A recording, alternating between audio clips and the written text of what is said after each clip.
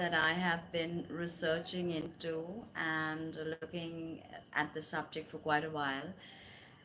This video was commissioned by Alejandro, and I dedicate this video to him. And I want to thank him for reconnecting me back to a lot of this research that I was doing, like, about 10-15 years ago. So first off, I want to start off by discussing astrology and the scope of psychedelics. All right. So here we are talking about understanding firstly what is psychedelic. Before I begin, I want to just say that this is not about the use of psychedelic or anything like that. It's for educational purposes only, where I will be discussing with you the astrological component of an interest in hallucinogens and psychotropics and psychoactive substances.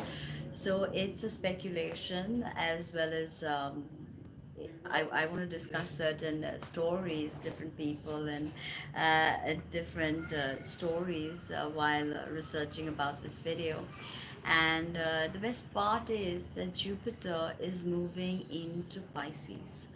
So this is really a very, very powerful time to talk about psychedelics.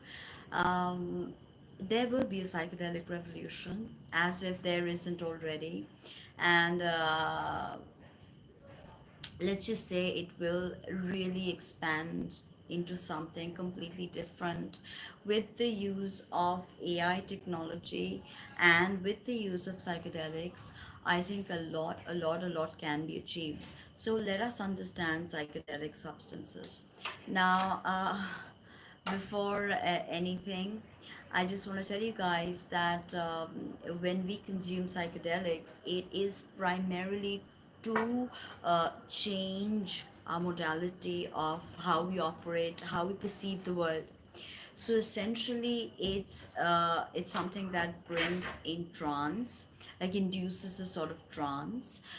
In some states, there is hallucination, and yet there is hallucination with schizophrenia. So what is the difference there? When we consume LSD, we see a breakdown of the molecular world. We tend to see into subatomic realms. And why does this happen? So the first thing to understand about psychedelics is that this is something that alters our mindscape, alters our conscious perception. So there's something that we perceive. Okay, this is the way back home is we take a right, we take a left, we walk down 500 meters and we are there. So this is a perceptual linear understanding. Yet when we tend to take psychotropic drugs or psychedelic drugs like LSD or uh, MDMA, we tend to see that this understanding, this linear understanding, sort of breaks down. So we immediately understand that LSD or the psychedelic experience uh, changes the way we perceive the world in a molecular level.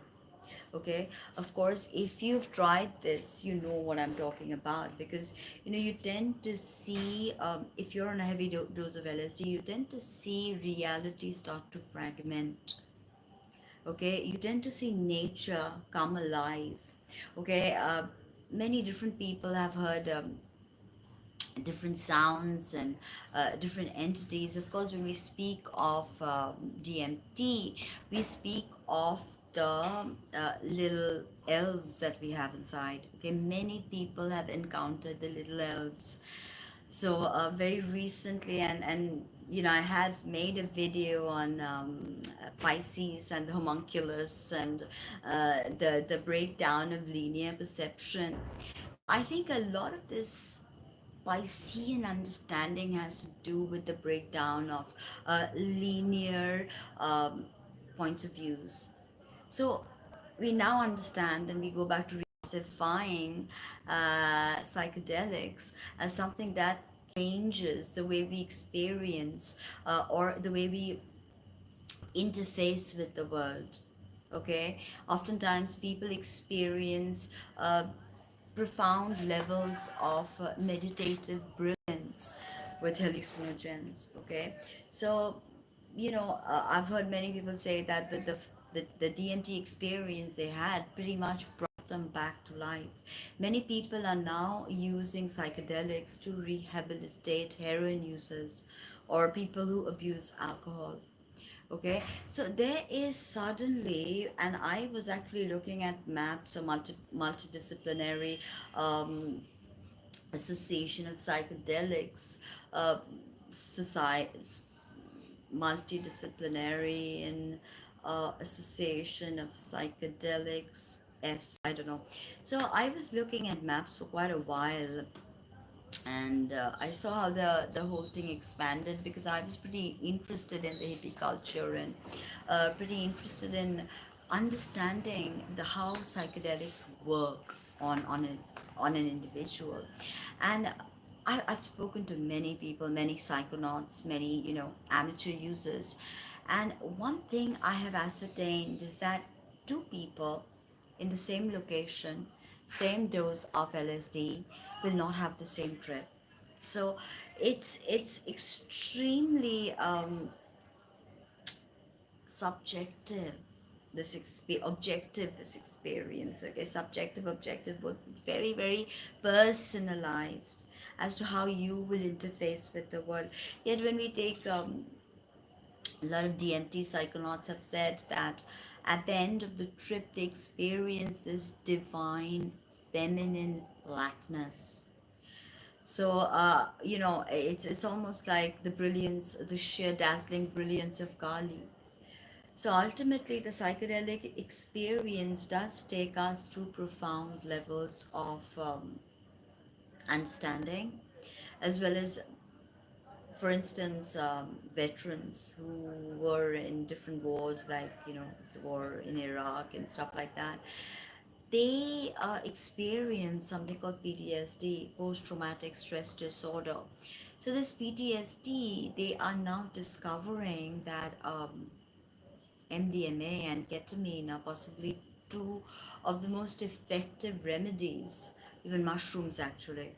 So a lot of people that I speak with, especially people who are into mushrooms, a lot of them are from Sweden and places like that, where they go, they live in rural Sweden and they go out to the forests and they pick yeah, yeah, it's so individualized, right? All of these psychedelic experiences. So this mushroom brings about this awakening of the consciousness, okay? And it's a very apt topic to discuss right now that we have this whole Jupiter in Pisces vibe, right? Because we know that Pisces deals with non-linear thought, other worlds. So when you take DMT, you essentially go into the world of the elves, okay? And what is this? Who are these little elves? You know, very interestingly, there was this. Um I've literally given up watching Netflix. I never get the time, but I keep getting notifications on and off that this is out, that is out. So I was suddenly got quite excited about this um, new film called Homunculus, because ultimately a lot of Terence McKenna's work with the DMT was about discovering the homunculus, which is the elixir. I've made a video about this, Terence McKenna and Pisces and all of that. So he had a lot of Pisces placements, Pisces Sun, Pisces Ascendant, something pretty heavy over there, Terence McKenna, which is why he,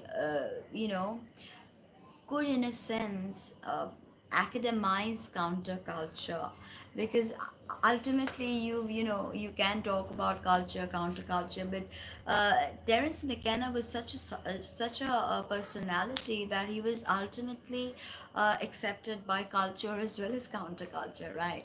Like Che Guevara, for instance, his t-shirts, they're printed on just ordinary t-shirts that people buy. So the whole message is lost sometimes. I call it lost in translation.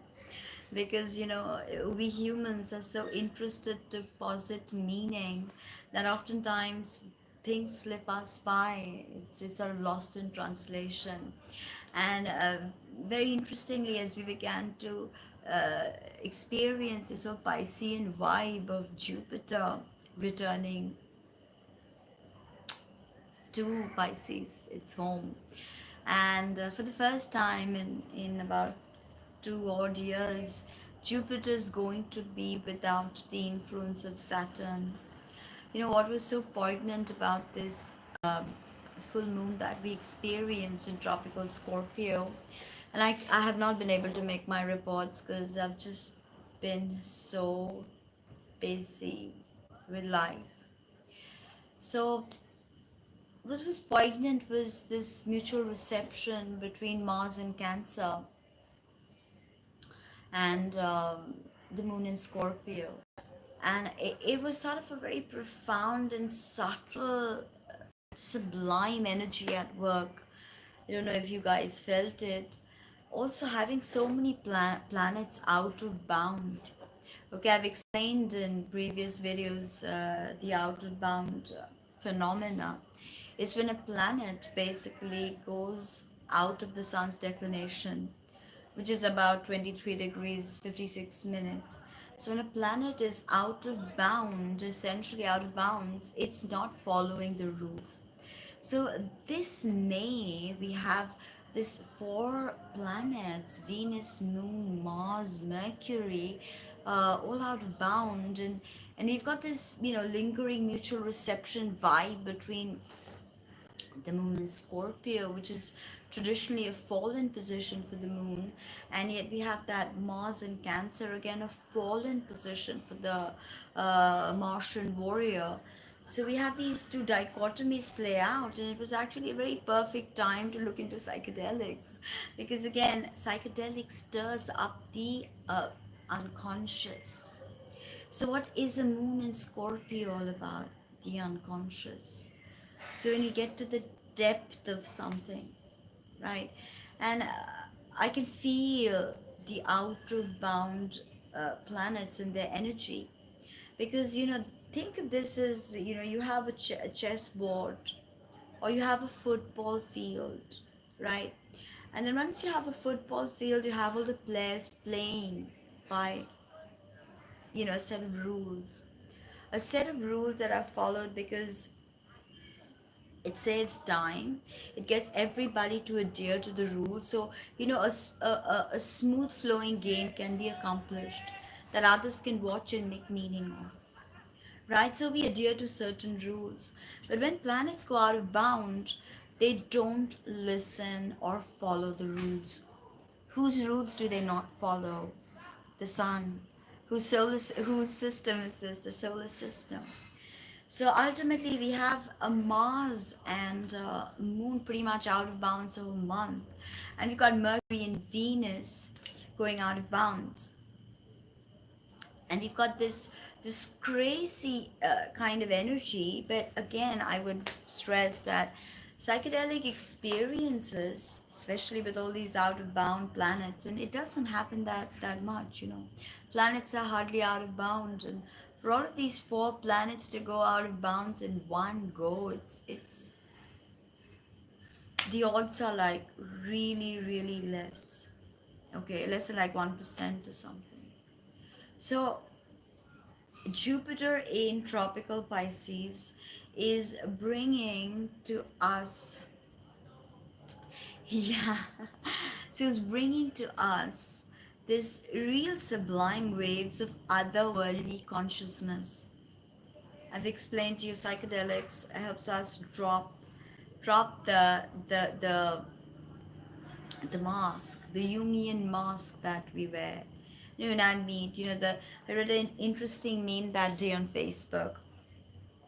The Japanese believe that each human being wears three faces. Face when everybody's looking and he's outside.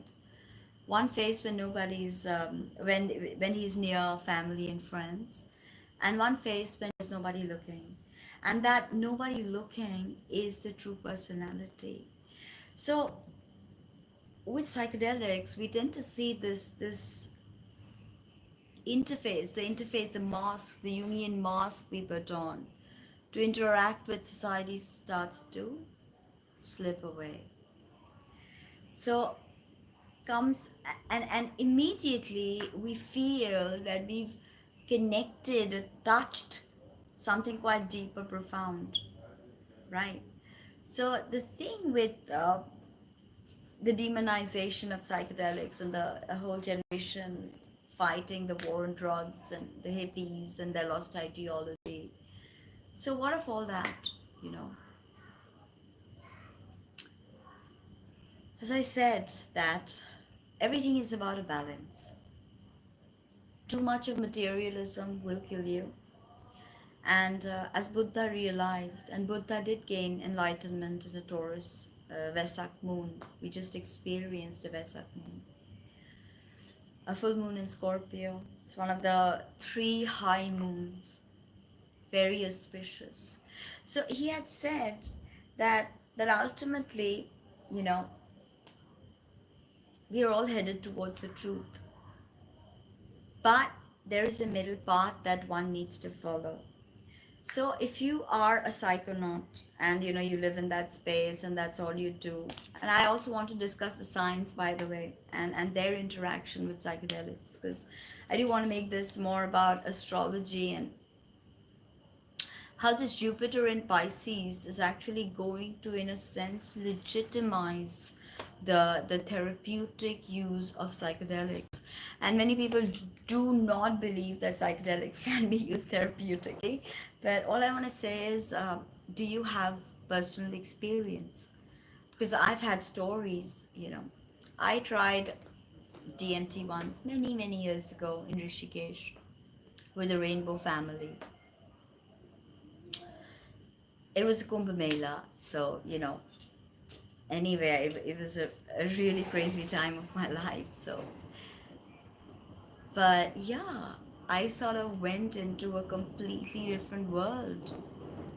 I went into a completely archetypal world, and oftentimes these archetypes they come at you, and you don't understand the theme at you know at that particular moment when you're experiencing this profound experience. It just whizzes you by. But once you think back, and especially now that you know it's been a really long time, that was 2010. So now that it's been 11 years and a lot has happened, I can now really go back in time and really quantify that experience a lot better. It, I am going to say though, psychedelics is not for everybody, because you know there are people who are not ready for this, and does that mean that you know they have nothing in Pisces? Or they could very well have an exalted Venus at 27 degrees of Pisces and still not know how to deal with psychedelics, because some of them don't have that boundary, that this is it, this is the boundary, this is what I'm going to consume, this is what I know. See, oftentimes when you are a true psychonaut, you don't follow such rigid boundaries, but there's also something called microdosing, which has shown its efficacy in a healing therapeutic tool when done in microdoses, what we call microdosing. So I believe that the whole, you know, all of the things that come with the gamut of psychedelics, it's a lot of things. All right, a lot of things. Is there bump trip? There are, you know, nirvana-inducing trips. But at the end of the day, I think it all calms us down. All of this, okay, the psychedelics, the psychotropic substances, they calm us down in a sense that our energy is so outwardly oriented. Okay, it's so just getting scattered here and there and here and there. Yes, so it all has to be done therapeutically. And as I said, because our energies are so extroverted, oftentimes such powerful substances can actually derail us. In a sense, it can, because we have all these boundaries up, we have all this ideologies present in us, and you have all of these social constructs, and we carry this baggage of demonization of some of these substances, that oftentimes young people cannot make educated choice. Am I going to do it because I know everything about it and I have made an educated choice to do it? Or am I just going to be pushed into it in a party or a nightclub because my friends are doing it? Exactly. Uh, it is not for everybody, okay? So the thing is that, a lot of kids try it, and a lot of kids are looking for information on these topics. So it's essential to break the dogma, to abolish all of the stigma, so we can, openly talk about things which honestly need to be spoken about, because we need to educate the youth on this. It's not you and me that are going to consume psychedelics in an unsafe environment. No, it will be children who are not equipped to deal with the ramifications that comes with using these substances. So again, if you can procure them illegally, if they are sort of illegal and you can't access them clinically or therapeutically, yeah, there are chances that things will go wrong, right? But I do believe in the efficacy of using psychedelics as therapy. Now, having said that, I am gonna break down for Alejandro, who commissioned this video. I will break down each sign and their propensity towards taking psychedelics. So, for instance, when we talk about consuming psychedelics, uh, there has to be a type of personality that is like, okay, I'm gonna do it. In a party, there's that guy. I'm gonna do it. Then there's that guy he's like, I have it, right? Someone's like, oh no, I don't want to do it, and his friends are like, you've got to do it, right? You've got to do it. You're a fag, or you're this, you're a coward, what have you. So there are all of these personalities. So all of these, when we look at a party and we look at the different personalities in the party, we can understand that, okay, uh, this person has more of a Piscean nature, or a Cancerian nature. Even a Scorpio actually loves, eighth house loves, again, unconscious and anything to do with the unconscious. So in a sense, although we can see Scorpios who are pretty badly addicted, but addiction is something Scorpios can really fight against. These fixed signs, they have something about them that they can fight against these addictive substances a bit better than, say, a mutable person. I do know a Leo alcoholic as well as a Gemini alcoholic, two of my clients and lovely people. But I would say that the Leo alcoholic is possibly going to give it up earlier than the Gemini alcoholic, or the Gemini alcoholic will uh, do it in such a way that he or she is allowed to continue for longer. So the mutable people, it's just the energy signature of mutables, right? The constant shift and flux and change. Sometimes you just need to sit down and have a drink, right? And then sometimes that sit down and have a drink becomes in the morning. So it's the same with people who explore psychedelics. What are we doing it for? Is it for mind expansion? Is it just to get high? Because if it is just to get high, then you're really not getting anything out of it.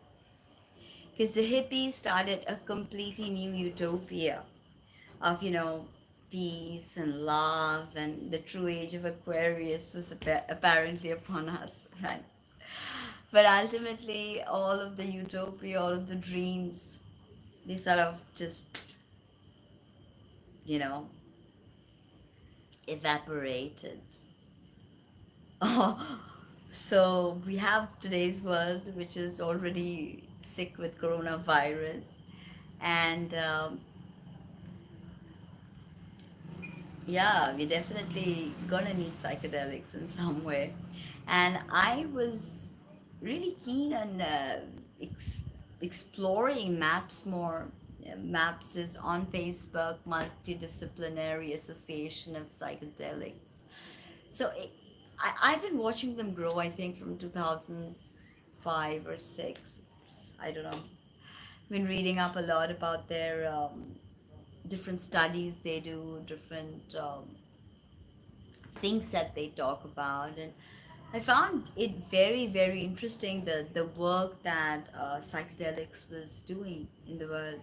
Okay, and of course cannabis and its healing properties. It's, you know, the pain management, the cancer, living with cancer, or healing cancer tumors, all of that. So we finally discovering the healing attributes of marijuana, something that we've demonized. So finally now we are like, yeah, it does help war veterans. Ultimately, uh, and this is not one study or two studies, it's multiple studies that I have been going through when I was researching this video. And I discovered that indeed it has not only helped veterans, people with PTSD, major PTSD, it helps people with anxiety really, really much. And for that, I would say that nothing helps like shrooms for anxiety. Ultimately, it connects you to nature. And it's so very interesting that, you know, this conversation is happening when the sun is in Taurus, because Taurus is connected to vegetation, and we've got Uranus in Taurus, basically, you know, amping up all of this psychedelic um, potentialities, giving it a techie edge. You know, imagine when if psychedelics could be wedded to tech. I mean, it will be, but think about the therapeutic uses. Think about terminal patients. I know that I read this very interesting study. It was really pretty devastating. How terminally ill patients actually survive the last of their days dosing on MDMA, and how that really helped them. So I mean, imagine knowing that death could come any minute. Imagine being in pain, in so much pain that normal people can think about that. Imagine knowing that tomorrow can bring any news. If you're a person waiting for dialysis and your liver's failing, you don't know if you'll get a liver. You don't know if, you know, the liver will stay, if the transplant holds good. So we are literally at every step. We think that we've got control, you know. We don't. We honestly don't. And the thing with psychedelics is you don't know anything for certain. You don't, you're not in a hurry to posit meaning to any experience. For instance, I meet someone today, blah, I have a talk with them, this, that, okay, bye, mom, right? And I'm like immediately quantifying in my mind, okay, this conversation was about this was, you know, just useless pleasantries. This is filed away for, you know, future references for domestic help. This was just, oh, a good reference for a nice place to eat out. So, we label conversations, we label people, we label experiences. But the most interesting thing about psychedelics is you tend not to be so judgmental. So when you walk into a film theater, I don't say movie. So I'm still a film watcher, not a movie watcher. But when you walk into a theater and you're like absorbing that film, it's the silver screen. It's being projected through a projector. You know, you don't tend to think that this is life, right? It's a film. But at the same time, you're not out there screaming that that's a lie, that's not real, what shit is this? No. Why? Because you know this is a film. So there's something called willing suspension of disbelief. So you suspend that disbelief to enter into the narrative. So I think that the psychedelic experience is almost a nudge to suspend that disbelief and that need to be so overtly judgmental, and that need to always, label experiences and file them away, label people and file them away. So the interactions one on one with, one individual to another on say psychotropics or psychedelics is different. It's, there's a saying that Japanese will not do business with you if you don't drink with them, not just sake, anything. Okay, so they want you to drop that mask. You are in the office the whole day, you work with them, arigato, arigato, all of that. You're professional, yeah, groomed to the hilt, you know what you're doing. But when the day ends, you've got to go with them to the bar and you have to drink, all right? And if you don't, they won't do business with you because they want to see the real you. They want to see you without all these boundaries, all these inhibitions. They want to see you. So, that's what psychedelics, that's what it does. It makes you drop that mask, drop that barrier, right? So, the first thing about Jupiter in Pisces is it's going to be a fantastic time, a very fantastic time. I know it sounds weird. Here we are, coronavirus. I'm in lockdown, working non-stop, my own work as well as housework, as well as caretaking an elderly person.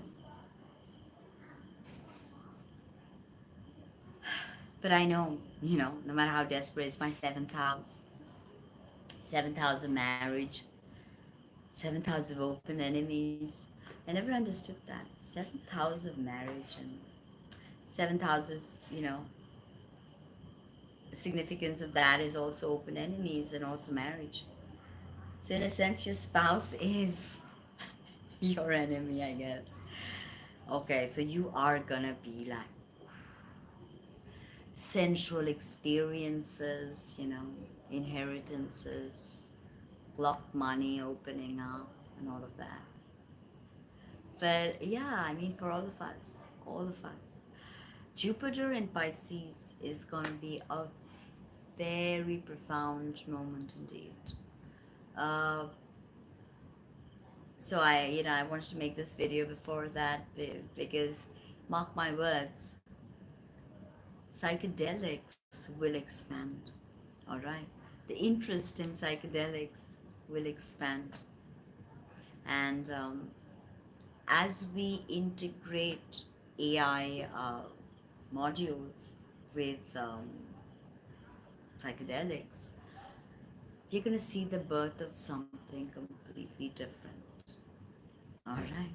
So we've had Thank you. So we've had, Jupiter in Capricorn, depressed Jupiter. We've had Jupiter meet Saturn, 0 degrees of Aquarius. Jupiter's trudging, trudging, trudging, trudging.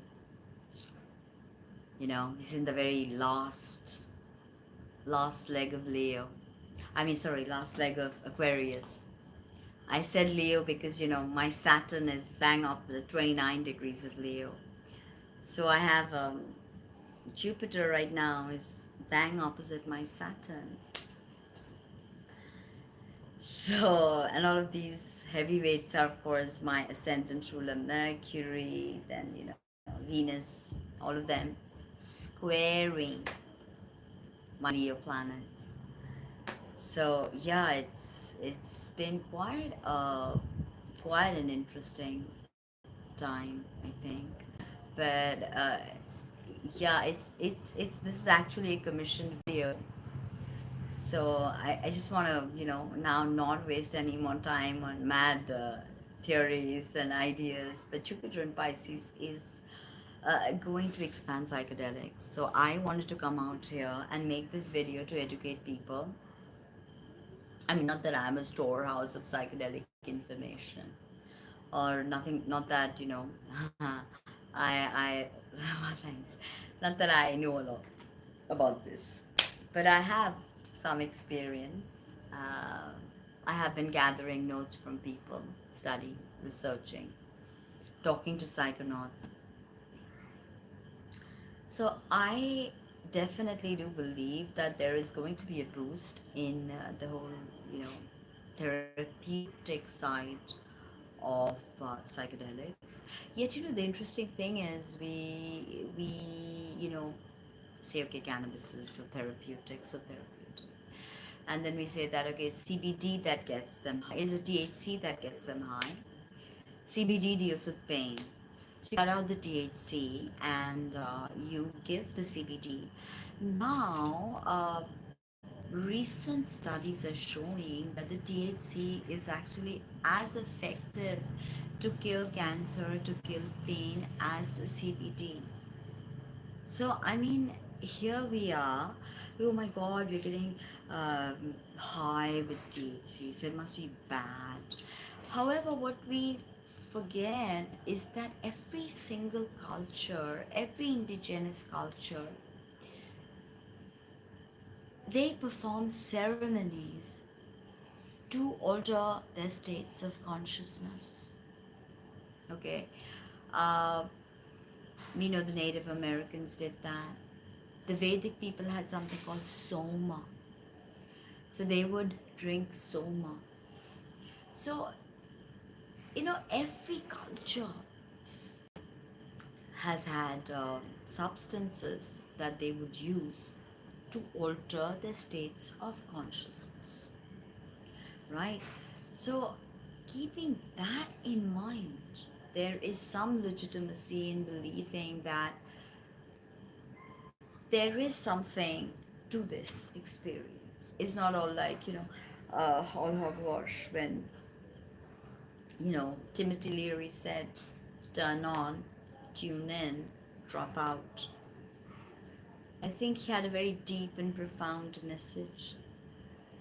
So the whole message of counterculture that Timothy Leary, now Graham Hancock is doing a lot of work with psychedelics. Graham Hancock, yeah, for sure.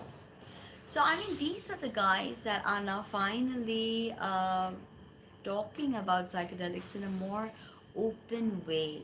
It's not an out and out war, or it's not that mindset that, oh my God, I'm just, you know, um, gonna go to some rave party, just take 3 ecstasies, just go bonkers and, you know, have sex and come back home. People are realizing that these substances induce a certain state of consciousness. It is said that MDMA actually balances the right and left hemispheres of your brains. It does. So what's going on then? The creative power as well as the logical analytical thought are in some way being wedded.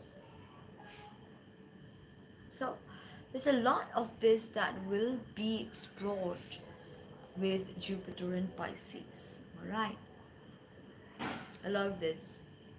Yeah, coffee does the same thing. Coffee, tea, stimulants, right? And then you have the downers, right? Oh yeah, caffeine. Caffeine can be very powerful indeed.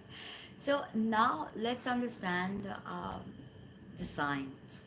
Let's understand some of the planets that would be concerned that we could put as a signifier of our interest in psychedelics. So the first thing would be moon. The moon sign. I told you that there's a hunger component to the moon.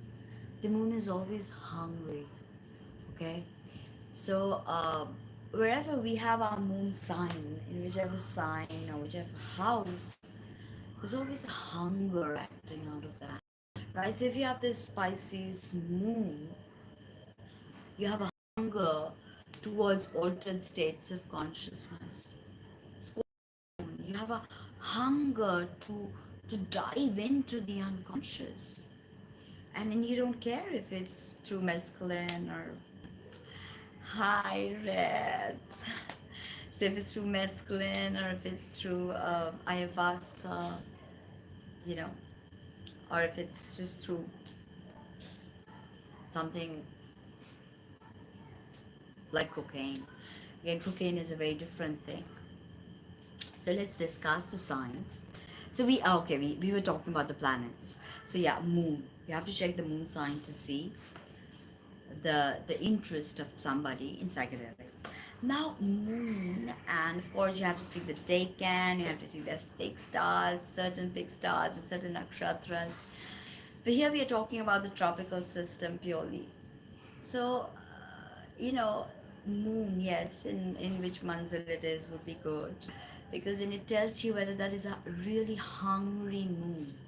And moon is hungry. What kind of hunger is it? And what is your moon hungry for? Is it a Taurus moon hungry for sensuality? It's yes, of course, yes. Uh, Pharmaceuticals, Pisces also. Jupiter, medicine, any kind of medicine. It's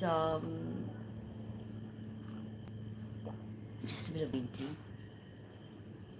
So any kind of medicine is Jupiter's domain. So we're gonna have that now with Jupiter in Pisces, and we've got the Neptune in Pisces from 2011. And Neptune and Pisces actually gave us this whole streaming films, this huge spread of psychedelics as therapy, as soul healing, as a very effective remedy for PTSD. In fact, MDMA and ecstasy are also used for couples therapy, you know, to energize the romance, or to bring back physical passion. So in all that, because it again opens up different parts of the brain, gives us access to different experiences, all from, and again I've already mentioned this, that no two people will have the same experience. They could be in the same room, they could be dosing on the same thing, but they will not have the same experience. And why is that? Because it is such a deeply personal journey into the psyche. So, Aries, let's discuss Aries. Uh, Aries is not so much of a deep psychedelic tripper, the higher octave of Mars. Mars rules Aries. Aries is cardinal fire. Aries is more the, okay, I'll do the uppers, okay, the uppers, or maybe even cocaine, ecstasy, all of that kind. But that, uh, in an Aries ascendant or an Aries moon, if it's an Aries moon, and I mean, of course, the placement of Mars will be important because ultimately Mars makes us take action. So the fact that, okay, I'm going to go there, I'm going to pick up that pill and I'm going to put it in my mouth.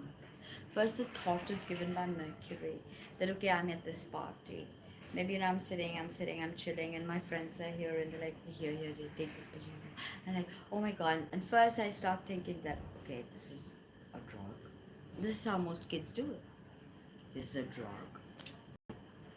Parents talk bad about it.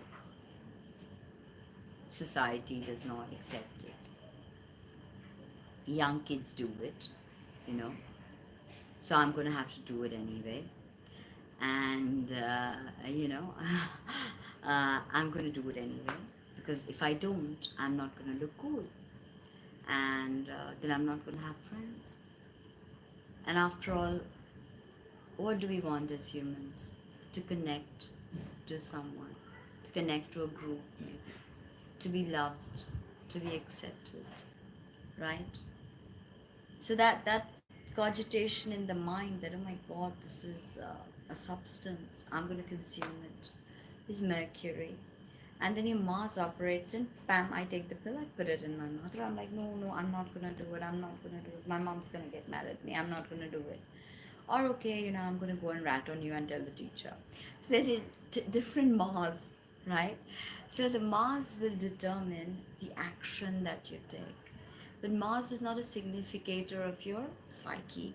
However, if you look at Mars ruling Scorpio and Pluto being the higher octave of Mars, Pluto is Thanatos, right? The will, the very opposite of Eros. Okay, so it's almost crazy to think that Aries also has a connection to Pluto, because after all, Mars, Pluto being the higher octave of Mars, there's that Plutonic energy with Aries as well. However, I don't see them as really shamans of ayahuasca, or unless they have a very sensitive moon, if they're an Aries ascendant, a Mars in Pisces, something like that. The more the upper uppers. Taurus, I think, good grade, hydroponic wheat. Yes, Taurus would do that. uh, Taurus, it's a fixed sign, fixed nocturnal sign. Earth, of course, ruled by Venus. So I mean, Taurus is quite stubborn, right? Taurus, like, I want things done my way. I'm the boss, I'm not going to take this. I'm going to wait it out if I need to. But don't convince me what I want to do. If I want to do it, I'll do it. And if they do it, it has to be good quality. I'm not saying that, uh, Taurus is not going to do Coke or MD. They will, possibly, they could if they really wanted to. But they're more the, plant-based, even mescaline. Mescaline will be good. Of course, you have to see the placement of Venus to truly understand how a Taurus ascendant might react to psychedelics. But there is, uh, with Aries, it'll be a more daredevilish thing. Oh, I'm going to try and I'm going to cool. But with Taurus, it's going to be more, I'm going to enjoy it.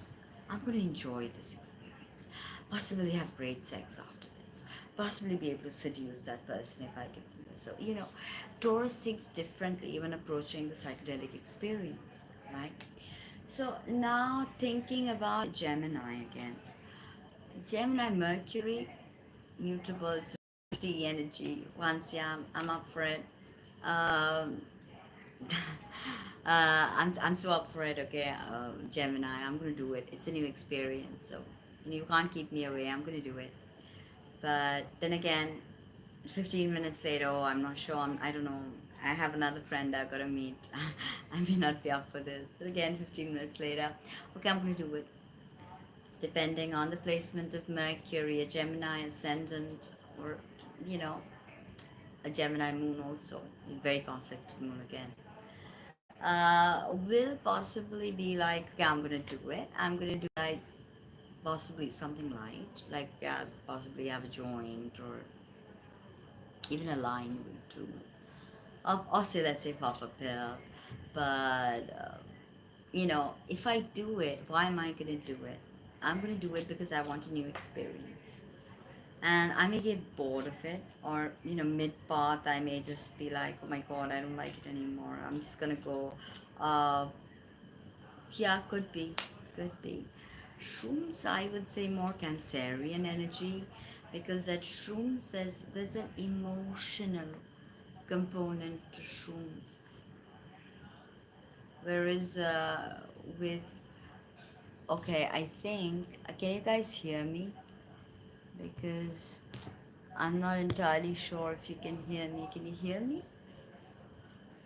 Because I suddenly heard, please let me know if you can hear me. Okay, great. So, yeah, the thing with that is that I would say that shrooms has a very emotional component to it. So I would say that, yeah, Cancerians would possibly love being on shrooms. And yeah, cannabis works for them too, Cancerians. But shrooms brings them that Six of Cups feeling, that, connecting to, no, I have nothing. Uh, I have nothing many years now, so no. I am relaxed because I did a lot of meditation today and a lot of Uchishta Ganpati mantras.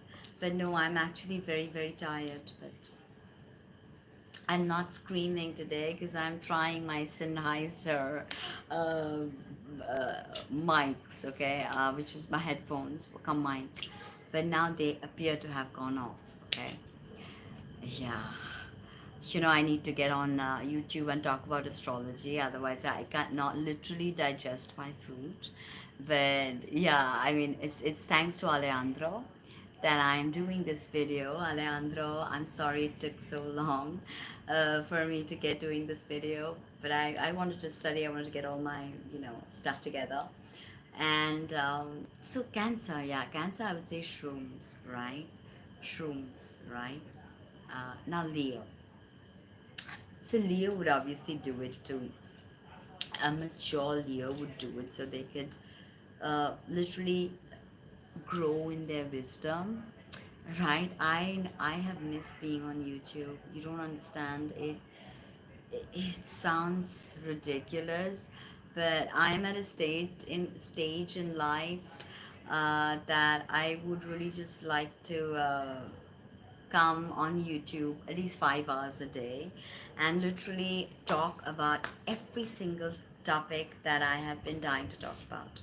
But let's get to a Leo. So Leo's and his interest in psychedelic.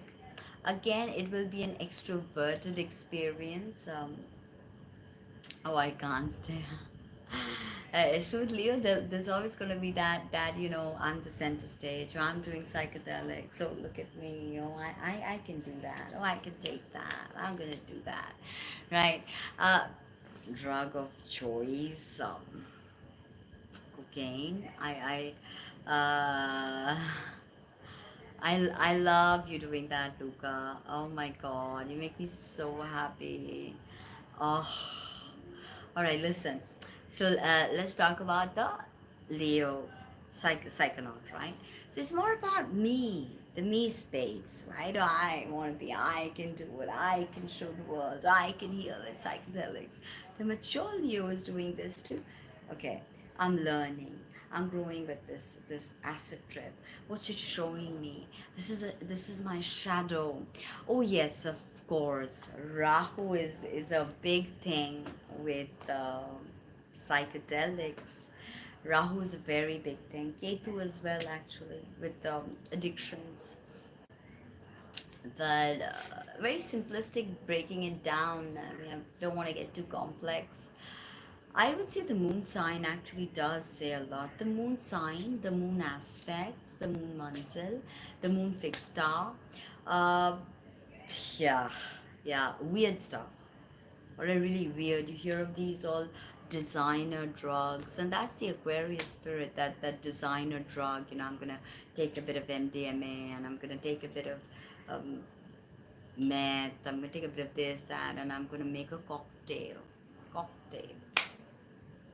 Pisces is like, yeah, give it to me. I'll try it. There's anybody in the group that's like, oh, I made a cocktail. Pisces is like, can I try? I'm gonna be the one. I'm gonna be a guinea pig. So anyway, let's get to the Leo side. So if a Leo is mature, they are looking to expand. Leo's the sun is consciousness, right? The sun is consciousness. So when you have the Leo ascendant doing psychedelics, it's about if it's a mature Leo, it's about conscious exploration. Okay, wow, the moon looks so beautiful. Ah, oh my god. Ah, okay, so I just completely forgot what I was about to say. So yeah, with the it's a consciousness exploration, right? You explore your consciousness. For Virgo, I think Virgos, a lot of Virgos are like, oh my god, that shit, that's nonsense. Drugs are bad, drugs are this, drugs are that. But I think a Virgo needs the psychedelic experience to relieve themselves of anxiety. Pure and simple. Anxiety, folks. Virgo, depending, of course, on who's on that ascendant. Put that Saturn on that ascendant. Like, although Saturn has a close connection to Mercury, they do tend to work together. So, Virgos, Virgos. Interestingly, I have, yeah, exactly. So I was just thinking about that Virgos are so into the control aspect of it. You know, uh, I'm going to control the experience. I'm going to be on top. Leo's also going to be on top, but Leo can get drunk. If getting drunk and making a scene and appearing all passionate, works at that moment, the Leo will do that. However, a Virgo will always downplay their emotions. If there's, the chances that, someone's going to make a scene, the Virgo is going to, walk away or get out of there. So it's a very different kind of an experience when you're a Virgo and you're tripping and you have your guard down and you're afraid to show the world who you really are because you've just got so much anxiety inside of you that you've built by just junk garbage thinking because that Mercury makes you think. However, I was having a very interesting conversation with a client about the soul ruler, the hierarchical ruler of Virgo being the moon. And I mean, when you think about the moon in Virgo, it's possibly one of the most difficult moons to have because you have that moon ruler, moon shifts and fluxes like crazy, anyways, and then you have the ruler of the moon being Mercury, and that Mercury is equally shifty, and that Mercury retrograde. So you have this Virgo or Gemini moon, and you're feeling this really heavy mercurial anxiety, right? Your thoughts are just like going crazy. So with Virgo, there is the chance of getting into a bum trip. I mean, if the Virgo is so uh, hell bent on positing meaning or judging, because again, the psychedelic experience, it's not a logical left-brained experience. That okay, this is how it's gonna be. I'm gonna go there. I'm gonna do this. I'm gonna get out. No, it doesn't work like that. Before you get into that experience, you're like, oh my god, I am going to leave my presuppositions, my preconceptions, my desires, my anxiety, and I'm just gonna leave all of that back home in a bag, and I'm gonna come here naked of my emotional baggage. Not literally naked, but emotional baggage. So the conscious dropping of that Jungian mask is important. Sorry. That's why you need a shaman. That's why kids literally should not attempt to do this at home without an experienced person guiding them. All right. So, and if you are being guided, the chances are just infinite as to what you could experience. All right, and if the guide is subtly discriminating enough so as to not shove their baggage onto you, even better. So when Timothy Leary says turn on, tune in, drop out, drop out, drop out, there's a deeper meaning to that. You're going to drop out of all this noise of the personality. You've got to turn on that psychic antenna.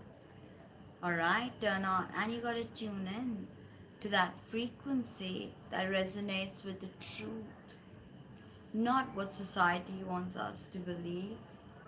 Not what we are taught to do, because there's just so much our society doesn't know. Because look around us. Do we have a fully functioning, beautiful society? No. That is why there was always a place for psychedelics in every society, indigenous, Vedic, Roman. Everybody did psychedelics, some form or the other,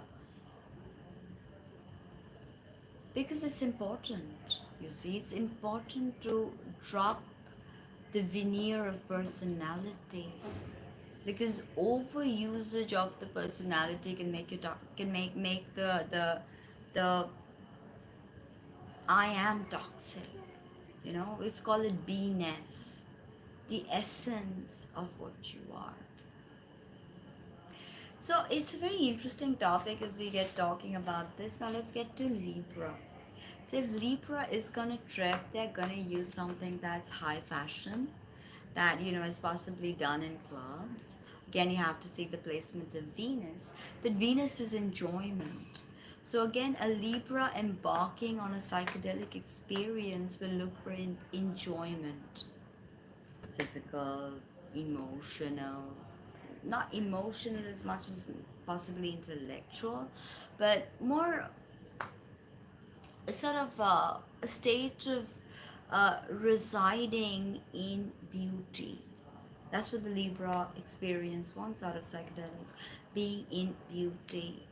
So a lot of Libra people are models. A lot of them are into cocaine. And we've seen Gia, right? And that the way the photographers would sort of prep them and say that snort now, chase the dragon before the shot. So your eyes look all like, oh, you're like, can you imagine that?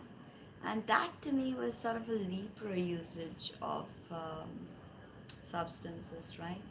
When you're using that particular substance to change the appearance of your eyes, so the shot in some way looks different, right? So that's what advertising's been trying to do, you know.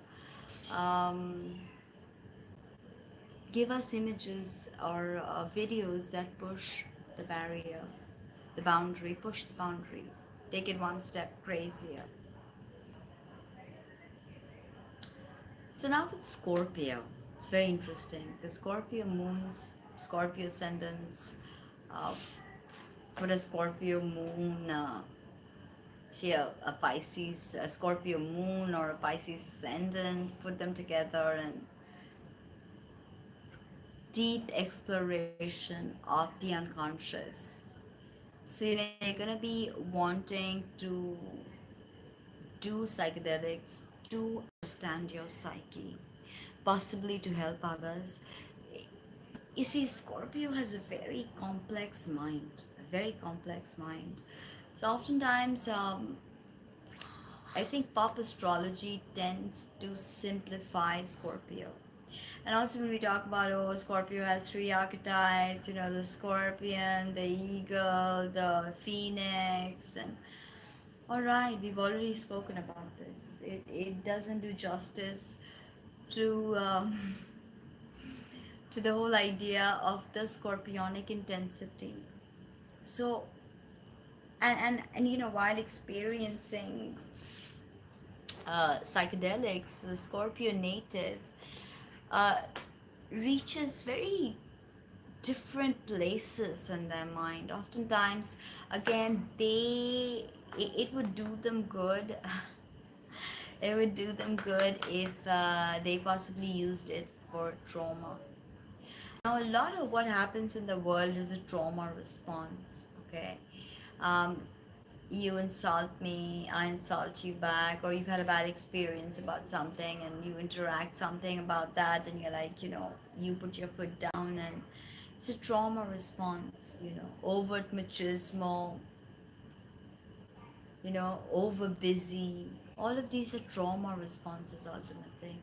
And this the Scorpio being a fixed sign, especially that Scorpio moon and fall, the Scorpio moon tends to set up this understanding of this, some of them self-sabotage patterns that ultimately psychedelics could erase and give the Scorpio some resolution. And I have watched this happen. Some very, very uh, hardcore cases. Totally. They hate losing control. Scorpio, Virgo, Taurus. But there's something about Scorpio that also pushes them to go looking for that really macabre thing, symbol in the unconscious. They want to bring it to life, in some way. So this is something about the Scorpio moon, especially, I would say, and psychedelics. It could become very hungry and want more, more, more, more, more. There's no, you know, being satiated by the experience. So yeah, I would say Scorpios are death shamans. Death shamans. Absolutely true. So Scorpios could be death doulas, death shamans. So they are very viable psychonauts, essentially very, very viable psychonauts. And then we move on to Sagittarius. Mutable fire, Jupiter. Jupiter has a lot to do with psychedelics. Sagittarius again, the centaurs were known to be lewd and promiscuous and, debauchers and drunkards and what have you. Uh, so centaurs they also like to alter their states of consciousness. Why do people get high? What's sex? Being licentious. You're looking to alter your states of consciousness all the time. You're looking at something new, something new. Sagittarius, the psychedelic experience. Yes, it is. Psychedelic experience uh, takes on a sort of a adventurous journey again. You know, the psychonaut either studies it because as a subject of study, or the psychonaut is trying to change the world in some way, very Jupiterian. Now, I had an interesting conversation the other day that Jupiter and Saturn are both benefics, but we tend to think of Jupiter as a bigger benefic. Why? Because Jupiter makes the rules, yet he does not enforce them. He's like the legislature. He writes the legislation, and it is up to Saturn to police us into following those rules. So, I mean, ultimately, it's Jupiter's rules that Saturn makes us follow. So, this definitely, and you know, Saturn also has to do with the altered states of consciousness. Why? Because in the Vedic system, we heavily believe that Saturn is the signifier of one's meditative powers. So whether you can meditate or you cannot meditate, who you are in the world of dhyana and dharana is signified by Saturn.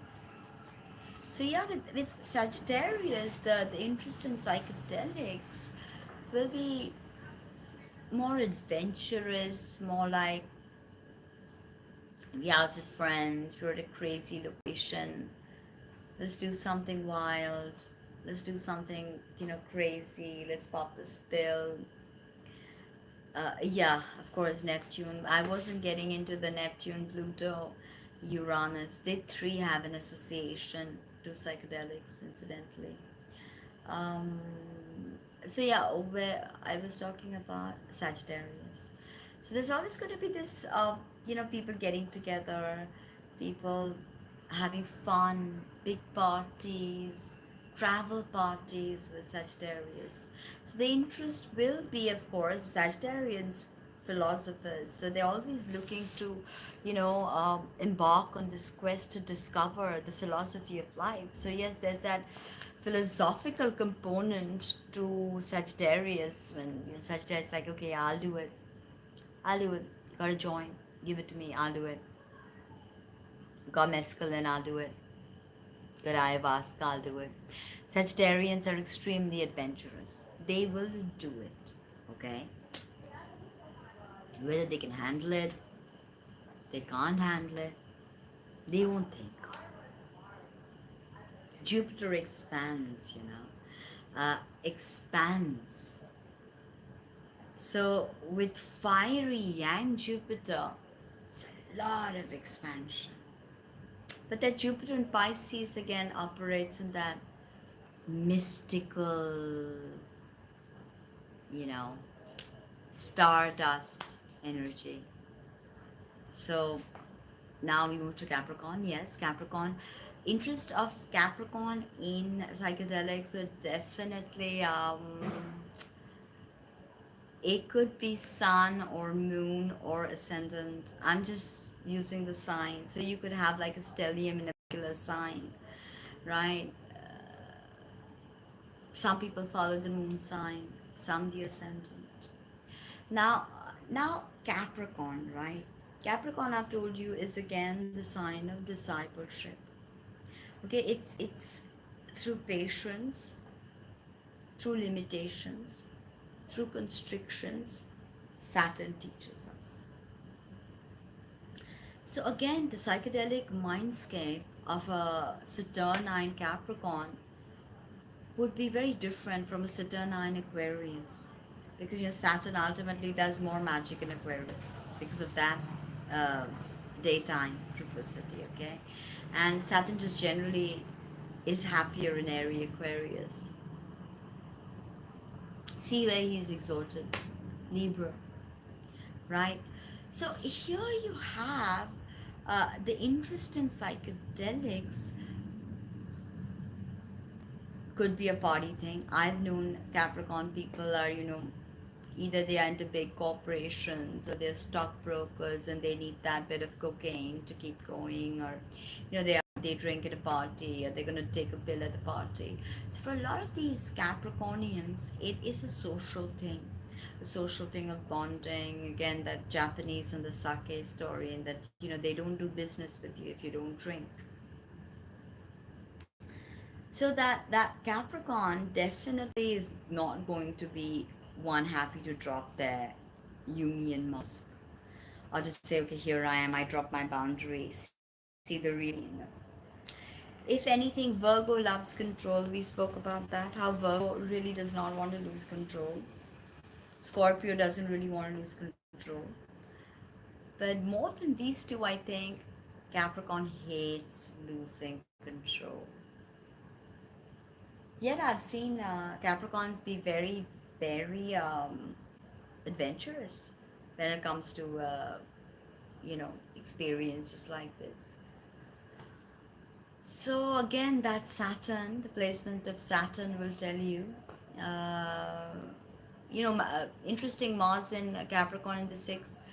You may want to try out, since we're talking about psychedelics, you may try out psychedelics with work people, just as a party, and then you just try something mind altering, and you're like, okay, wow, I did it in that sixth house situation. It's possible. So a Capricornian may not readily get wasted and drunk unless they're, a Capricorn moon and they have a Saraswati going. Also, that Saraswati with the Capricorn moon is not that bad. But a number of complications could arise with the Saturn ruled moon, actually.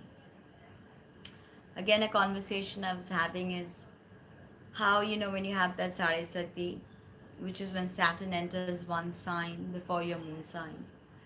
So how, if your moon is in Capricorn, you tend to face Saraswati quite easily, though. But not for all, but mostly because it's Saturn on your moon in a sign that it rules, especially if it's Capricorn, I've noticed. Something about that. I am going to start doing all my Lal Kitab videos. I have not been able to, even do my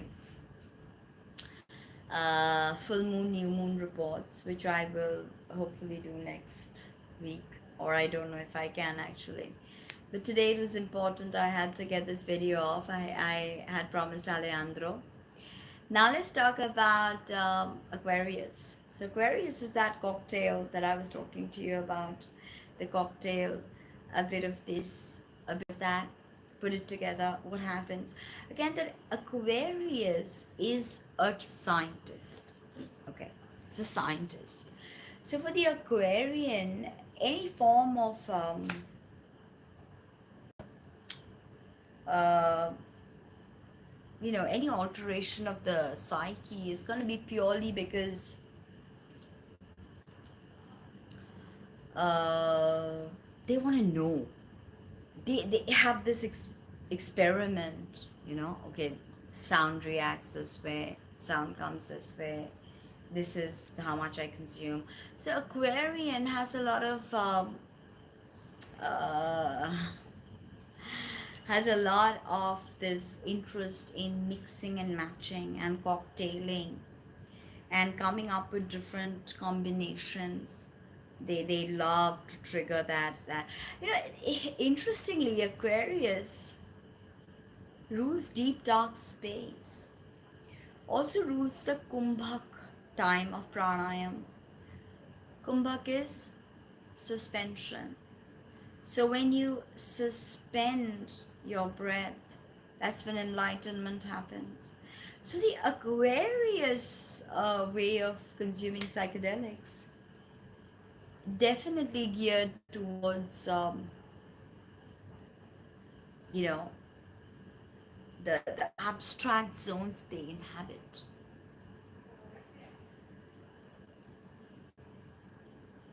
Aquarians are truly visionaries. So even Aries is very visionary. Sagittarius very, very visionary. But see the three signs, Aries, Sagittarius, Aquarius, if you take them three, as three of the most visionary signs of the zodiac. And we see the differences in how they would react to psychedelics. Sagittarius more for fun, adventure. Aries more, as a sign of dominance, to take action, to do something. Hey, we're all getting bored, let me do this. Aquarius, will this bring us together? Will we have that powerful conversation we all need to have as a community? So you see, there's a difference to the three of the most visionary signs of the zodiac. And then of course we have Pisces. Pisces, and oftentimes I've seen Pisces ascendants, Pisces, yeah, they may love smoking cannabis, anything organic, nature, deals with agriculture. So, no, I mean, look, I have a Pisces moon, right? So I'm not gonna roast Pisces. I love Pisces. I'm not going to roast Pisces, but the thing with Pisces is Venus being exalted on the 27th degree.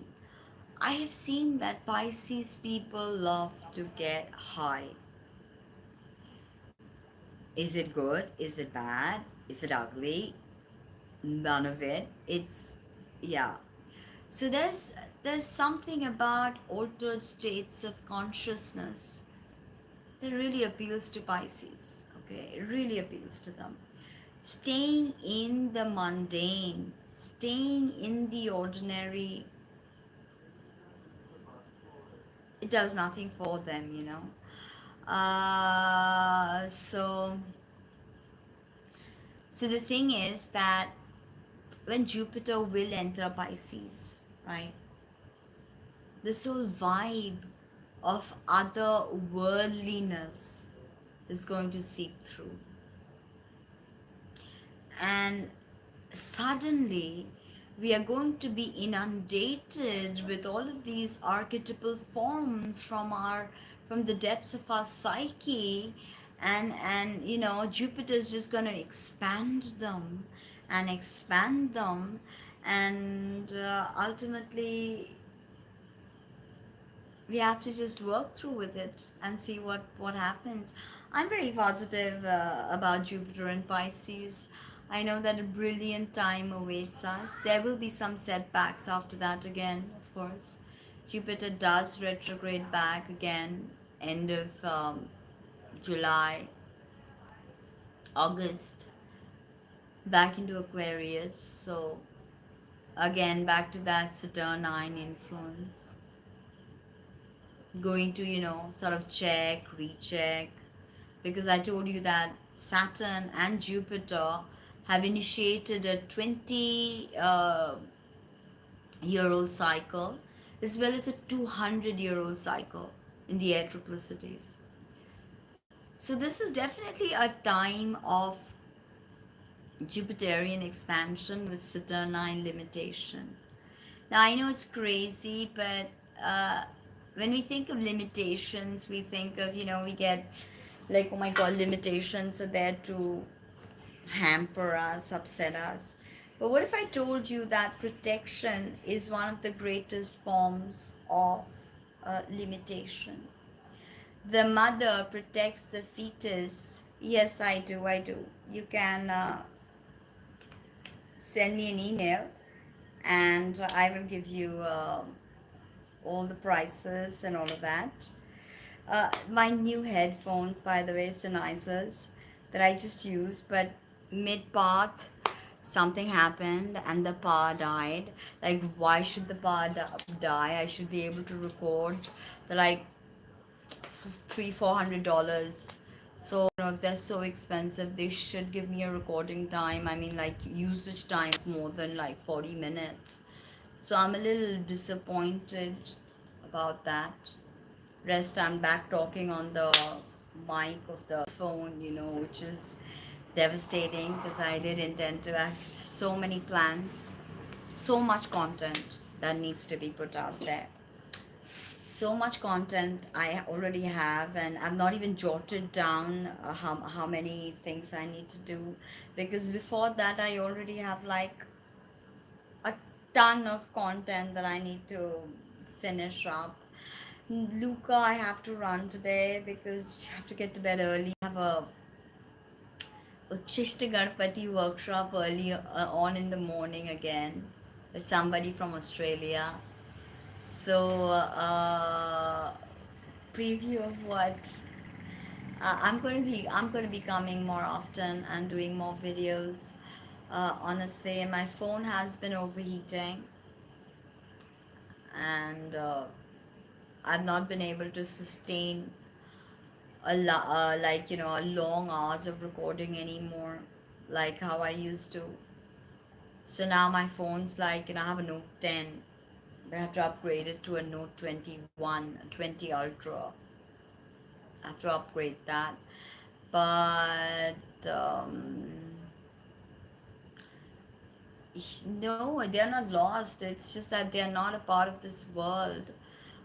Pisces energy is not of this world, and there's always this uh, struggle with the two fish being anchored, you know, and the two fishes are swimming in opposite directions. So they create exerts a tremendous polarity. The you know tremendous polarity that slippery as a fish. Why? Because ultimately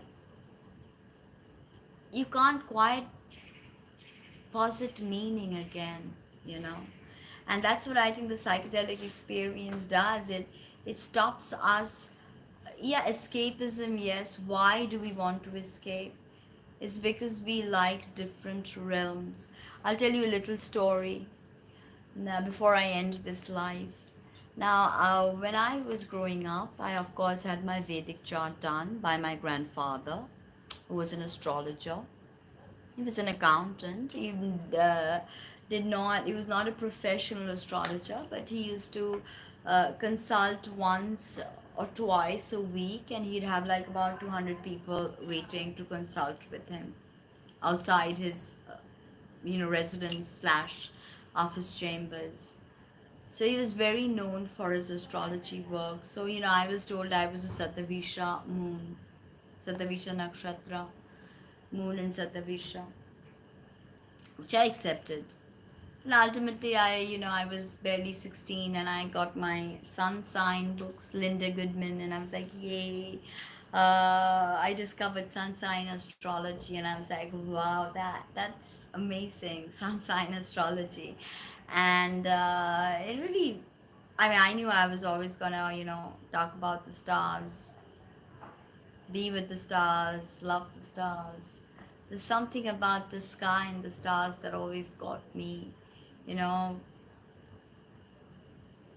I wanted to tell their stories. There's something, a deep connection that I have to them, right? So, anyway, so I was told I was a Satavisha. Yeah, I am. True. So I was a Satavisha Nakshatra, like 100 healers. Like, okay. But once I understood the Pisces moon, and of course in my tropical, I'm 11 degrees of Pisces. So I readily wanted to be a Pisces moon. I was like, I am not gonna be an Aquarius moon, Satavisha. No, I'm not gonna be. And then ultimately, my grandfather was like, but you are in the Pisces Navamsa. So ultimately, each nakshatra is broken up into Navamsas. So it made sense to me that I was in Satavisha Nakshatra in the Pisces Navamsa. So ultimately, my dreams of wanting to be a Pisces moon was in some way being fulfilled. Yeah, also uh, in my Vedic chart, like I am an Aquarius moon, but my moon is in the Pisces Navamsa. So yeah, you should always write things down. Okay, another interesting thing now that we spoke about Gemini before I go, the north node is going to be on the 10th degree of Gemini for a pretty long time. And the south node will be on the 10th degree of Pisces, of Sagittarius, for a pretty long time, okay, before the eclipse season starts. So, having said this, and all of the planets, of course, Mercury, Venus, they're all be coming around and meeting the north node Rahu. This is tropical astrology. So for me, this is very karmic because I have my Neptune in Sagittarius exactly on the 10th degree, and I have my midheaven in Gemini exactly on that 10th degree. So Rahu is going to be on my midheaven, and Ketu is going to be on my Neptune. Incidentally, Pluto turned retrograde yesterday on 27 degrees of Capricorn. Now, people, 28 degrees of my daughter is Revati Nakshatra. I am going to make a whole Nakshatra series, but listen, I've got a lot of videos planned. Now, you already took me off what I was saying. Now, I've completely forgotten what I was saying. Um,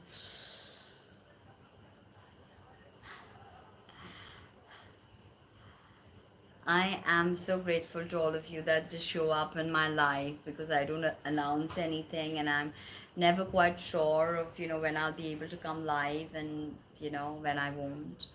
But the psychedelics and astrology, I've been studying up on this and researching on this and meditating on this, and I just believe that there's such a time of, mind altering, mind opening.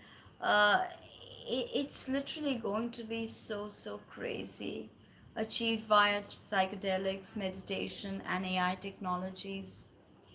So I felt the obligation to express my thoughts on this subject to you before this 14th of May is when Jupiter moves into Pisces. Now, I don't know if I'll be able to do my full moon, new moon reports, because I'm like really overworked right now. I don't know if I'll be able to manage, but some powerful lunations coming up, some really amazing celestial things happening. All these planets, all these four planets being out of bound, for the whole month of May, Moon and Mars anyway, and Mercury and Venus on and off being out of bound. I don't even know what's gonna happen. I don't know what's gonna happen literally. May is a time of alchemy. May is a time of love, peace, growth, uh, connection, high, all of that, right? So I am, of course, I have a few other commissions which I'm gonna get working on, which will be my. I've got a Scorpio Ascendant, Scorpio Moon, and Scorpio Sun video that's coming up, which has already been commissioned by Ken. Um, so I'm gonna get that going next time I am on. If you want your Sun, Moon, Ascendant videos, you can donate very little for $11. Um, I have already had dinner, and I made soya and tofu and naans, okay, and I also made chickpeas with it in an Indian curry. So I had a little bit of tofu on the side. Yes.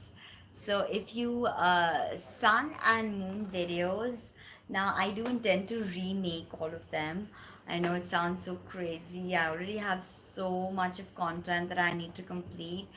But staying optimistic, if I remake the sun and moon videos, I think it might help a lot of people, because some of those videos are actually quite bad quality.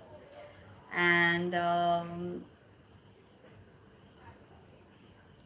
I think that with all my ongoing study and research, I might be able to, put out a better report. But that is again 12 into 12, which is some, I don't know,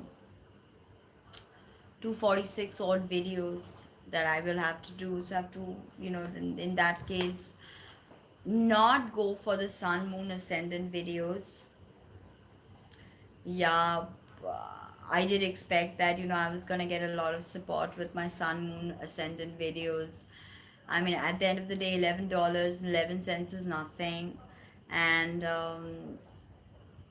yes, and I thought that a lot more people, you don't have to be an astrologer to just want those videos, because You may want that as your own report, to have a video that details your sun, moon, and ascendant sign.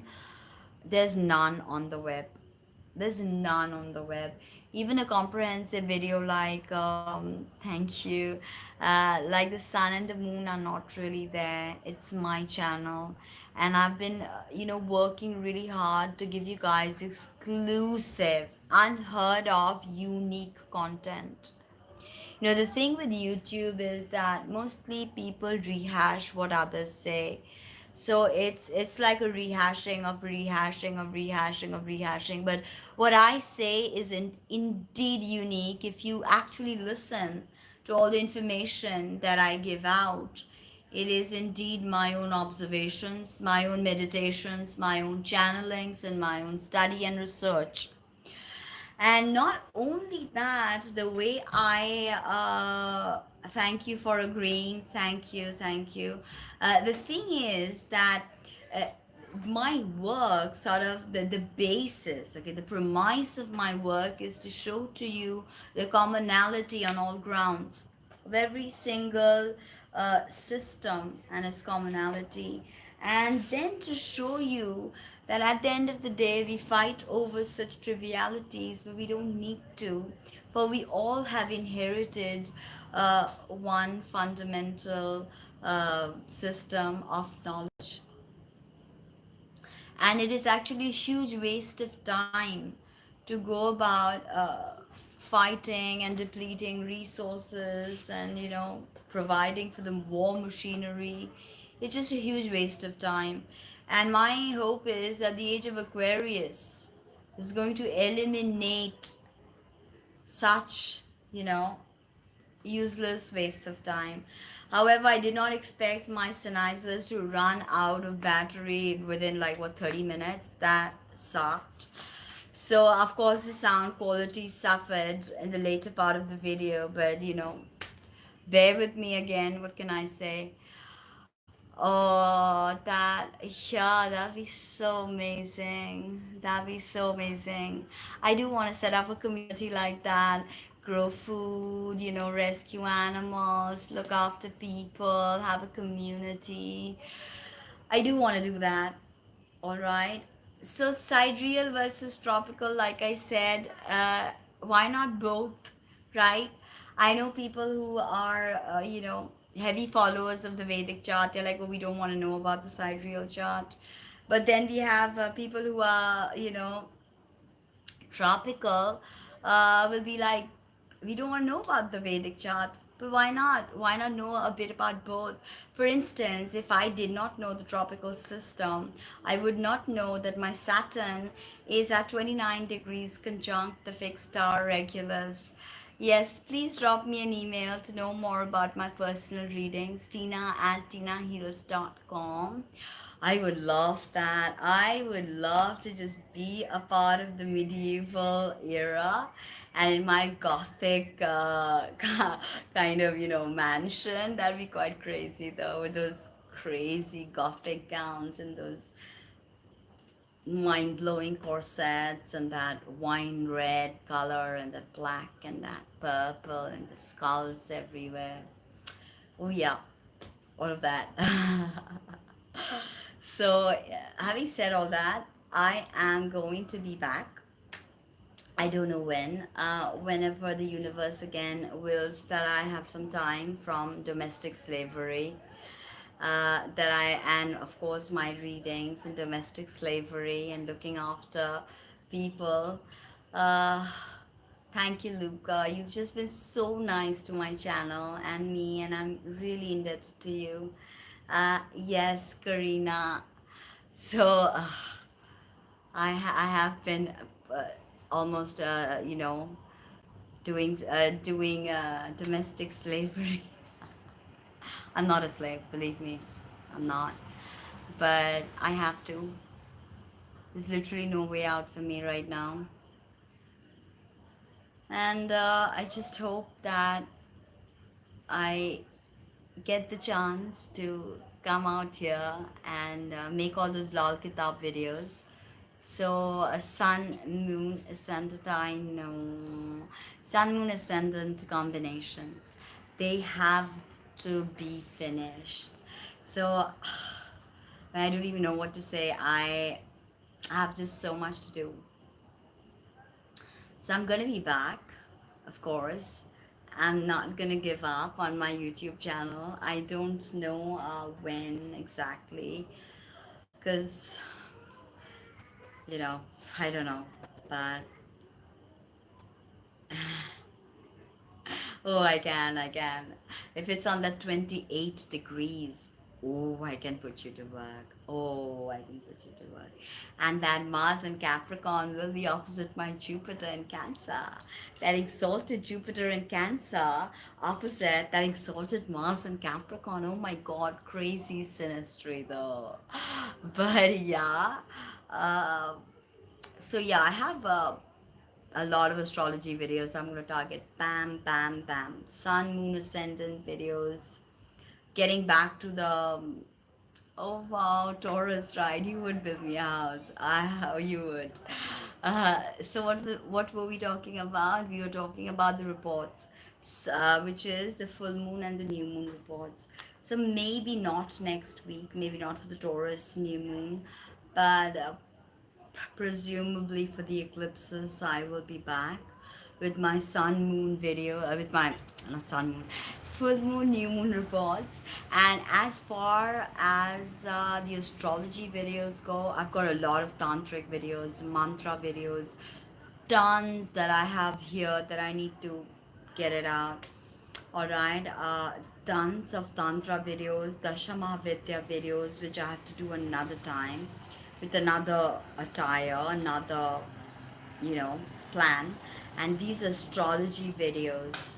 So all the sun, moon, ascendant combinations,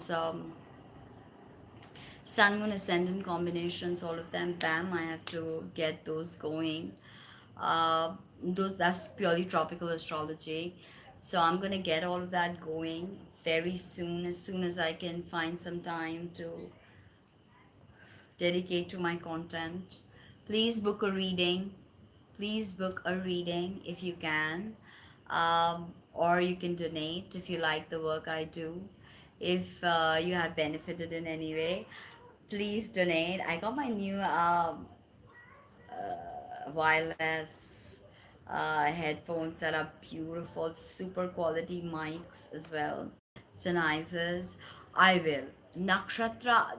See, I've done the Vedic astrology, which I've done the ascendants. I have to do the Vedic houses. Uh, I have to do the nakshatras. And then I'm going to begin my Lal Kitab series. All right. Um Well, I am a sadhak. Yes, I am psychic. I have been. I also have that moon on the 11th degree of Pisces. Uh, and I have been psychic. But I received my initiation when I was 5 years old from my grandmother, who was a Kriya Yogi. If you know about Kriya Yoga and the tradition of Mahavatar Babaji, my grandmother was a direct disciple of Srimad Bhupendranath Chandal Mahashoy, who is one of the most powerful Kriya Yogi masters of the world.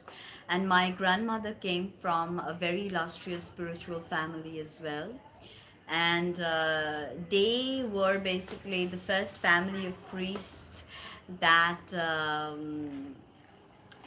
basically first family of priests that began to look after the goddess Kali.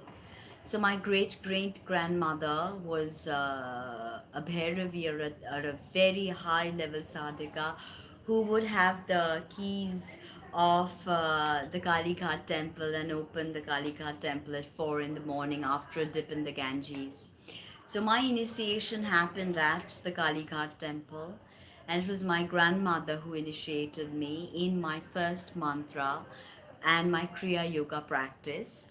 After that, I have been doing sadhana since I was 5, into tantra, into mantra. I've also been involved with I have so many books and so many blogs I've written.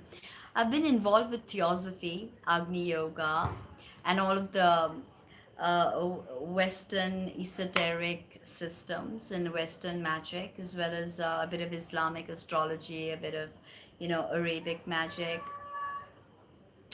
But basically, I am a goddess worshipper, and I use astrology as a tool of self actualization. So, first and foremost, my work deals with the Dasha Mahavidyas, or the 10 forms of the goddess. And another of my very unique offerings is Uchishta Ganpati workshop, Sadhana, Diksha. I also do Shaktipat and Diksha, Shakti Bij Diksha for disciples. I teach puja. I do havans, different planetary havans. And when it comes to astrology, I offer, of course, the Vedic. I offer tropical charts, and I offer something unique, which is a combination of both. I also offer esoteric astrology charts, which is again the system of Alice Bailey. So I also do that system. So I would say I'm quite eclectic in the work that I do, and the sort of things that I offer are rather unique. Not your usual astrology report, not your usual, you know, uh, basic. I don't like anything basic. So I always like to dig deep, like to go into your chart, not only studying it, but also channeling the different planets. For instance, each planet has a Bij mantra. So I always like to invoke the Bij mantra of the dominant three planets before I look at a chart. Before I not look at a chart, I've studied the chart, so I know exactly who is your dominant, and is your dominant an operational benefic or an operational malefic. Now, more than just doing astrology readings, my work lies in astral remedies, which is my next series that I keep talking about. My Lal Kitab series will deal with astral remedies. Okay, you have that Mars in the 12th house. Now what? All right. So again, my tropical charts are also pretty detailed. I tell you about your placements. I tell you about the decans. I I tell you about the decans. I tell you about the terms. I tell you about the dispositions. I tell you about whether who's an operational benefic, who's an operational malefic. So I break down your natal chart. All right, it takes me time, it takes me a lot of work, a lot of channeling, a lot of mantric energies, a lot of because essentially my work is that of a mantrani. I am a mantrani. All right. Oh dear. All right, so a lot of the work I do is mantra related. So I also specialize in something called the mantra purush, whereby I energize your body, each part of your body, with a Bij mantra that specifically belongs to that particular region, energizing the pranic flow, the energizing your nadis. So these are certain, specific things that I offer. I use a combination of modalities as well as, oh yes, a lot of work. I live with my work literally. That's all I want to do is work, and of course create good astrology content on YouTube and leave it out there. Okay, yes, please. I may not get a lot of views right now, but I know that this work may appear a bit complex, or may appear a bit like, over the top, or, a bit possibly obscure. Uh, yes, I could. I could. I do feel things about people. It's not always that I'm gonna read every single word you say, but I will understand what you feel. Thank you. So yes, yes. So the thing with my work is that it's a bit complex. It's a bit like, understanding. It's not for the beginner in astrology who's just, into sun signs. But if you take the time out, if you take the time to understand me, you will see that I help you establish a connection to the planets. That is my work. My work, two primary motives: to show that all systems originate from one primary system and we are all one. Second, is that the effective, of course, if you're effectively using all of these systems, you can glean pearls of wisdom from each system that will stand you you know, in good stead. I know about this, I know about that, I know this works like that, I know that works, I know about the deck, and I know about triplicities, I know about nakshatras. So it's, when all the information comes together, the stars begin to speak. The stars tell you what they need to tell you. So my work is primarily showing that we are all one, and to show you the stars speak to us and we can develop a relationship with them. They are our friends, for they live inside of us. There is direct realization of how close they are to us. So these are the two primary motives for me to do the work I do. We are all one, and we can all establish a connection with the planets and the stars. It's very, very possible. And that is the best thing to do. And of course, uh, oh yeah, a star goddess. Yes. So the thing is that we tend not to realize this. Yes, that is the work that I do. I'm not here to tell you that, oh, the Vedic system is better than the tropical system, or oh my god, Alice Bailey is a fraud and she nicked it from here, or this is bullshit. But I'm here to tell you that this is the system, this is what they say, this is another system, this is what they say. Um, this is what they say, and once we put it all together, we can see how it all works as uh oh, there's no way for me to roast anything. I don't have like an open barbecue or anything.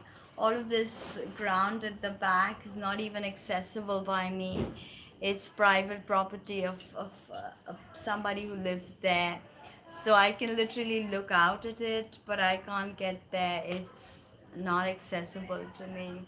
So when you live in a big city, it's really amazing to just be able to have a place like this to look at. For I live in a concrete jungle called Bombay. But yeah, there's just a lot to do, a lot of content to make. Yeah, it's really in some hardcore situation in India. I am too actually, but I tend not to think about it. Tend to think on the work that needs to be done. Exactly, exactly. Crazy. So I'm gonna run. Please book a reading if you're so inclined.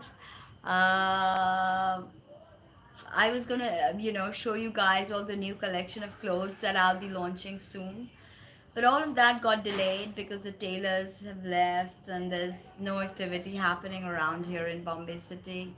So that, you know everything's been stalled for a bit, but let's see what happens. I could barely even manage to come live because everything was happening in my eighth house. So Aries is my eighth house. So I was like, oh my god, I have this bombardment in my eighth house and I'm unable to come live on YouTube and do my videos.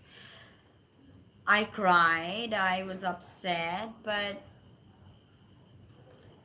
life goes on, right? So see you, and it's longer than what I intended it to be, but speak soon. book a reading, go to my website www.tinahills.com, book a reading, or if you want to donate, please PayPal me tina@tinahills.com. Thank you so much. Speak soon. Bye, Luca. Bye, everybody.